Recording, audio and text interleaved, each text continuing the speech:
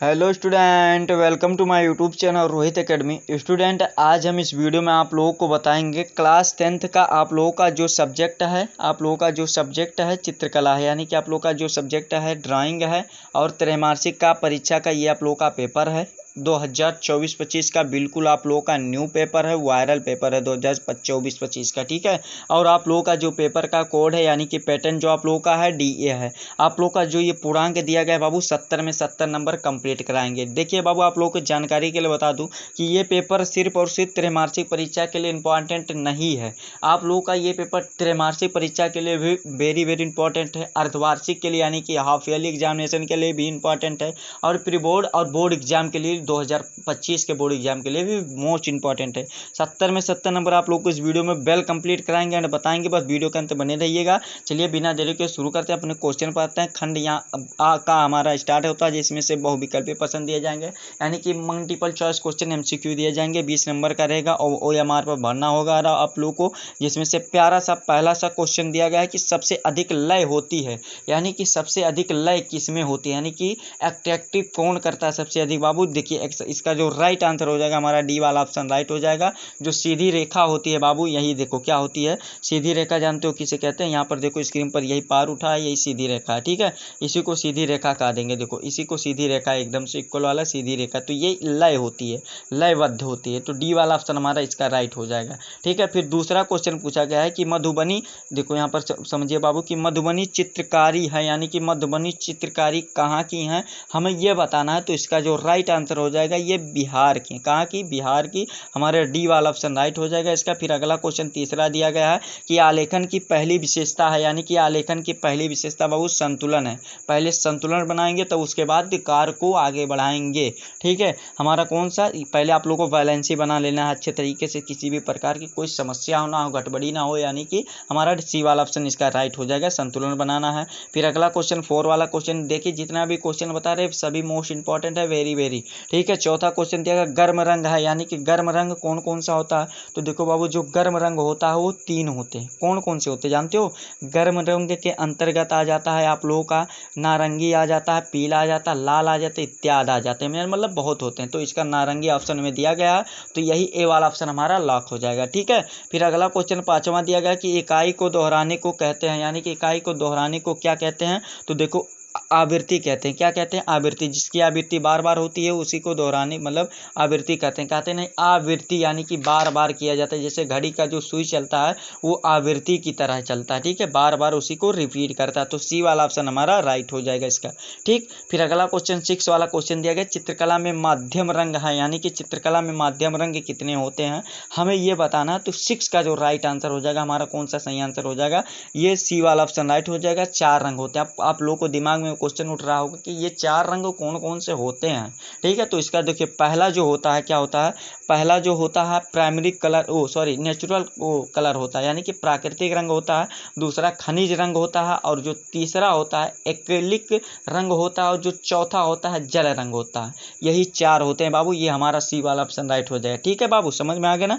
कहे थे ना आसान शब्दों में आसान भाषाओं में आप लोगों को समझाएंगे, आप लोगों को दिमाग में फीड करा देंगे, ठीक है। और आप लोगों का जो 7वां क्वेश्चन दिया गया है कि पद्म भूषण से सम्मानित चित्रकार हैं, यानी कि पद्म भूषण से सम्मानित जो चित्रकार का नाम है यामिनी राय है। क्या है, यामिनी राय है। डी वाला ऑप्शन हमारा राइट हो जाएगा। फिर अगला क्वेश्चन 8वां दिया गया है विरोधी रंग है, यानी कि विरोधी रंग कौन सा है। तो देखो बाबू, विरोधी रंग जो होते हैं RGY होते हैं। क्या होते हैं, RGY होते हैं, यानी कि देखो रेड ग्रीन येलो, यानी कि लाल हरा और पीला होते हैं। तो लाल हरा पीला ऑप्शन में कहीं दिया गया क्या, लाल दे दिया गया बाबू, तो इसी को लॉक कर दिया जाएगा, यानी कि यही राइट आंसर मान लिया जाएगा, ठीक है। फिर चलिए अगला क्वेश्चन देख लेते हैं। अगला क्वेश्चन 9वां क्वेश्चन दिया गया है कि हरा रंग तैयार होता है, यानी कि हरा रंग कैसे तैयार होता है। तो पीला और नीला से ही हरा रंग का निर्माण होता है। बी वाला ऑप्शन हमारा राइट हो जाएगा। फिर अगला क्वेश्चन पूछा गया वह रंग जो प्रकाश को दर्शाता है उसे शेड कहते हैं। ए वाला ऑप्शन हमारा सही हो जाएगा। फिर अगला क्वेश्चन दिया गया आयताकार आकार में कोण होते हैं 90 अंश का होता है। कितने अंश का होता है बाबू, 90 अंश का होता है। ए वाला ऑप्शन हमारा इसका राइट आंसर हो जाएगा 11 का, ठीक है। फिर अगला क्वेश्चन देखिए 12 वाला जो क्वेश्चन दिया गया है कि चैतन्य और गृहत्याग किस चित्रकार ने बनाया था, यानी बनाया था, हमें ये बताना है। तो इसका जो राइट आंसर हो जाएगा चिद्रीनाथ मजूमदार, यानी कि हमारा कौन सा इसका राइट आंसर हो जाएगा, ये बी वाला ऑप्शन हमारा सही आंसर हो जाएगा इसका। ठीक है, फिर अगला क्वेश्चन देखिए 13 वाला क्वेश्चन दिया गया है कि समबाहु त्रिभुज के तीनों कोणों का मान कितना होता है। बाबू 180 अंश होता है। कितना होता है, एक कोण का मान 60 अंश होता है, तीनों कोणों का मान जो होता है कितना होता है, 180 होता है। ठीक है, फिर अगला क्वेश्चन देखिए। अगला क्वेश्चन दिया गया है कि किसी फूल की रेखाओं का लय नहीं होता है। किस फूल की रेखाओं का लय नहीं होता, कानेर का जो होता है इसका लय नहीं होता, ये लयबद्ध फ्लावर नहीं होता है। ठीक है, डी वाला ऑप्शन हमारा सही हो जाएगा। फिर अगला क्वेश्चन दिया गया प्रधान रंग होते हैं, यानी कि देखो प्रधान रंग बताए थे ना, उसमें आप लोगों का देखिए जो प्रधान रंग होते हैं कितने होते हैं जानते हो बाबू, इसका जो राइट आंसर हो जाएगा 3 होते हैं, हमारा बी वाला ऑप्शन राइट हो जाएगा। फिर अगला क्वेश्चन पूछा गया हल्के रंग से प्रकट होते हैं, यानी कि हल्के रंग जो पहनते हैं उससे क्या प्रकट होते हैं, यानी कि उससे प्रकट होते हैं कि गंभीरता की भावनाओं उसके अंदर हैं, यानी कि देखिए हमारा कौन सा, ये इसका जो राइट आंसर हो जाएगा हमारा ए वाला ऑप्शन राइट हो जाएगा, गंभीरता की भावनाओं हल्के रंग प्रकट करते हैं। ठीक है, फिर अगला क्वेश्चन 17 वाला क्वेश्चन दिया गया कपड़े पर चित्रित कला का मुख्य स्थल है, यानी कि मुख्य स्थल क्या है, उदयपुर है। क्या है, उदयपुर है, बी वाला ऑप्शन हमारा राइट हो जाएगा। फिर अगला क्वेश्चन पूछा गया 3 संगीत यज्ञ पेंटिंग है, यानी कि 3 संगीत यज्ञ पेंटिंग कौन है, तो पिकासो की है। किसकी है, पिकासो की है, ए वाला ऑप्शन हमारा सही हो जाएगा। फिर अगला क्वेश्चन 19 वाला और 20 वाला दिया गया है क्या, कि भीमबेडका की गुफा है, यानी कि ये गुफा कहाँ पर है, मध्य प्रदेश में। कहाँ पर है बाबू, मध्य प्रदेश में, एमपी में है, सी वाला ऑप्शन हमारा राइट हो जाएगा। जितना भी गुफा पूछा जाएगा ज़्यादातर मध्य प्रदेश में ही होता है और महाराष्ट्र में होता है, यही दोनों को मिलाकर होता है। देखो ठीक है, ये वाला भी वेल कंप्लीट हो गया।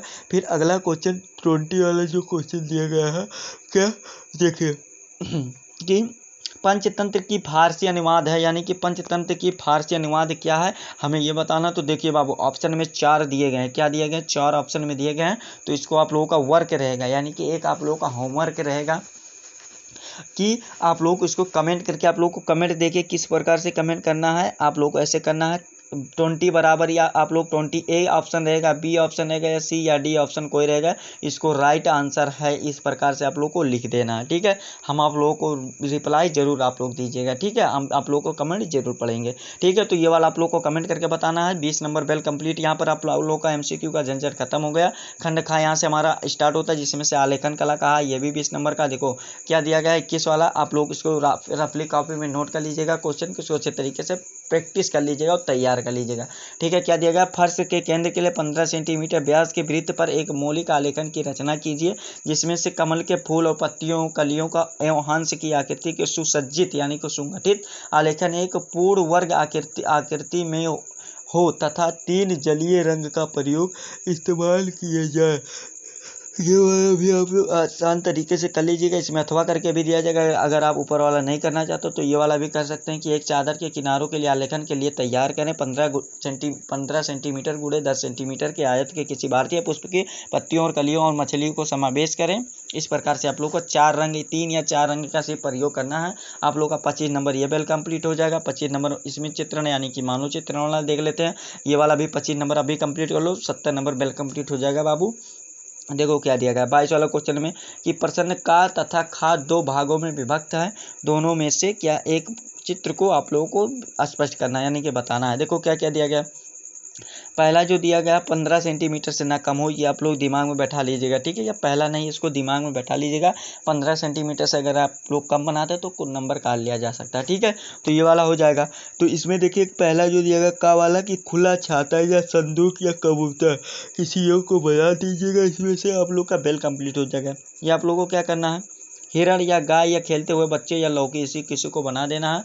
ये वाला भी आप लोग को देखो, इसको तीनों को बनाना बाबू, एक को नहीं बनाना, तीनों को। खुला चाहता है संदूक या कबूतर बनाइए तब 25 नंबर दिया जाएगा, यही नहीं तो खा वाला चाहे हिरण गाय खेलते हुए बच्चे लौकी को बनाइए तब दिया जाएगा। तो यही आप लोगों का आसान रहेगा, इसको आप लोग अच्छे तरीके, कोई भी जो आप लोगों को आसान लगेगा उसको अच्छे तरीके से तैयार कर लीजिएगा। 70 नंबर बेल कंप्लीट यहाँ पर हो जाएगा। ठीक है, तो यही आप लोगों का क्लास 10 का यानी कि क्लास 10 का ड्राइंग यानी कि चित्रकला का आप लोगों का त्रैमासिक का बिल्कुल वायरल पेपर था, जो कि सभी एग्जाम के लिए वेरी वेरी इंपॉर्टेंट है। 2024-25 के लिए आप लोगों को संपूर्ण तरीके से इस वीडियो में बता दिया और समझा दिया। आप लोगों को ये हमारा प्यारा सा वीडियो कैसा लगा है कमेंट करके जरूर बताइएगा। हाँ, अगर आप हमारे चैनल पर नए हो तो चैनल को सब्सक्राइब कर लीजिएगा, बेल आइकन को दबा दीजिएगा। और हाँ बाबू, इस वीडियो को क्लास 10 के जितने भी प्यारे प्यारे स्टूडेंट होंगे उनके पास अधिक से अधिक जरूर शेयर करके पहुंचा दीजिएगा, ठीक है, क्लास 10 के स्टूडेंट पास।